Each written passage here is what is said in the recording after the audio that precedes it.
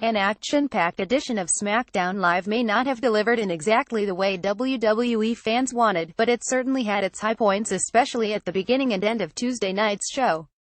4 more matches were made for SummerSlam over the course of the 2-hour program, with Shinsuke Nakamura taking on John Cena in the main event for the opportunity to become the #1 contender to the WWE Championship.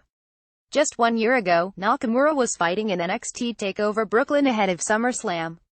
Now, after a short tenure on the main roster with SmackDown, the King of Strong Style will have the opportunity to win the most prestigious championship in professional wrestling. That was just one part of a show that easily outpaced Raw this week. Check out the full results below.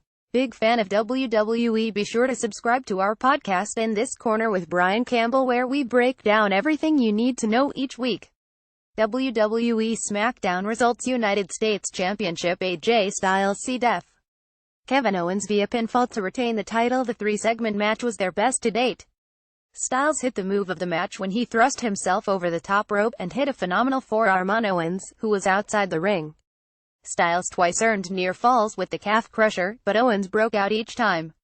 A number of kicks to Styles' head gave Owens the advantage, but a swing and miss that connected with the official's eye threw Owens' game off. He superkicked Styles and attempted a pop-up powerbomb, but Styles avoided it and locked Owens in a one-leg roll-up for the pinfall.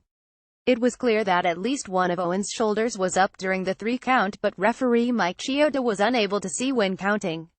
An incredulous Owens screamed at the ref after the match and was beside himself in the ring as he watched the replay and saw his right shoulder indeed off the mat. Immediately after the match, Commissioner Shane McMahon and General Manager Daniel Bryan met up with Chioda, who was receiving medical treatment. McMahon and Bryan agreed that Chioda got the call wrong and were figuring out what to do when Owens interrupted, screamed at all 3 men and pushed Chioda down. McMahon and Owens began a screaming match, with the commish agreeing that Owens got a bad call in the match. It was immediately decided that Owens would get yet another rematch with Styles at SummerSlam. Owens said the necessary rematch was obvious but demanded a referee who could handle the intensity of the showdown. Bryan picked McMahon for the job, and Owens lost it again. Shane: he's the worst one here. He's the most incompetent one here. This was done quite well by WWE. While it has been annoying to go through 3 televised Styles-Owens matches without a decisive finish, creative obviously felt it needed to extend the rivalry until SummerSlam.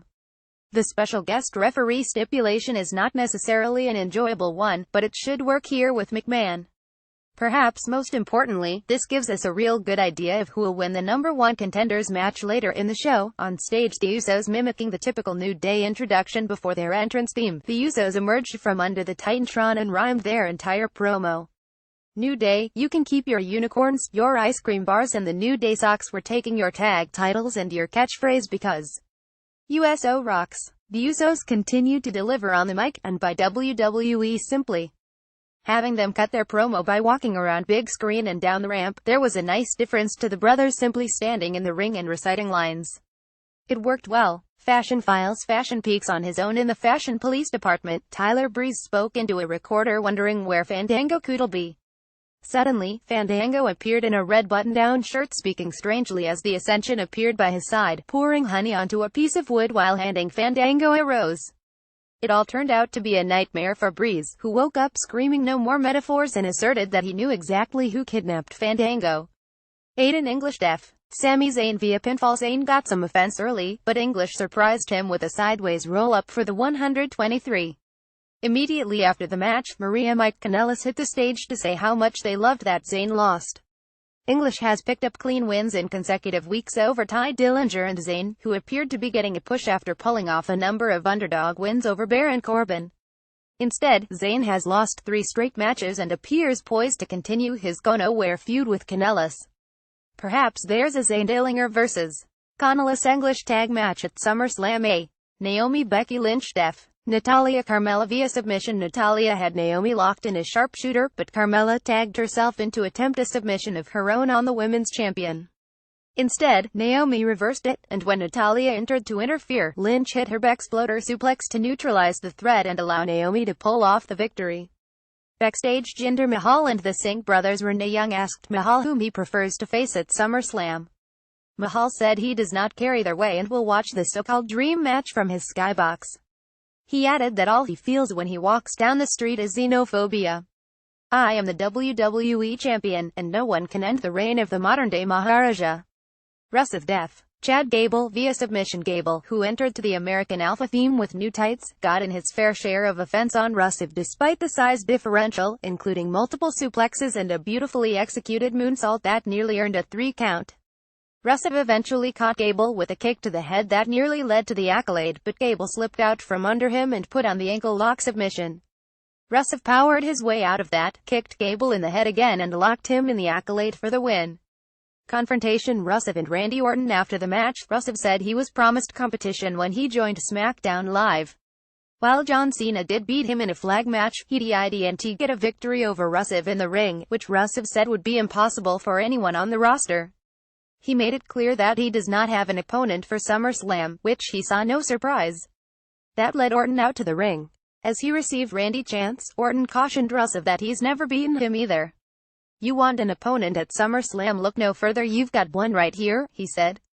Rusev responded in Bulgarian, and an angered Orton shut him up with an RKO. Unlike earlier, when Zayn looked bad losing to English, this match allowed Gable to come off quite strong despite being overpowered by a more experienced Rusev. I'm not sure who exactly wants to see an Orton-Rusev match, but at least WWE found Rusev a spot at SummerSlam. Number 1 Contenders Match. Shinsuke Nakamura Def. John Cena via pinfall. Cena began going through his 5 moves of doom midway through the match, but Nakamura scouted him and locked the 16-time champion into a triangle. With Nakamura setting up for the Kinshasa, Cena was able to dodge it and place him in the STF, but Nakamura easily reversed it into an armbar he was not able to lock. Cena dodged another Kinshasa and hit the Attitude Adjustment, but Nakamura kicked out at 2. This led Cena to set him up for another double A, which Nakamura countered, placing Cena into a guillotine. Cena hit Nakamura with a second double A, but rather than go for the pin, he tried to double up with a third double A. Nakamura flipped out of it, suplexed Cena onto his neck and hit Kinshasa for a clean 123 victory. After the match, Cena shook Nakamura's hand and the two bowed to each other in the ring. When SmackDown went off the air, Baron Corbin attacked Nakamura from behind with the Money in the Bank briefcase. Cena then stood up for Nakamura and ran back into the ring, only for Corbin to beat him down and set stairs up next to the announce table by ringside. Instead of Corbin getting the last word, Cena and hit the double A on Corbin through the table. Looks like that match is set for SummerSlam, too. WWE saved the final 15 minutes of SmackDown Live for the main event and managed to take 2 commercial breaks, one after the entrances before it started and another 3 minutes in after nothing had happened. By the time it returned, there were 8 minutes left in the show. With the complaints out of the way, the final 8 minutes of the show were great and left a true Cena-Nakamura dream match a legitimate possibility for a pay-per-view down the line. It should be noted that Nakamura was especially careful with all kicks and the Kinshasa to Cena's movie star face, though the suplex was quite dangerous as Cena landed square on his neck.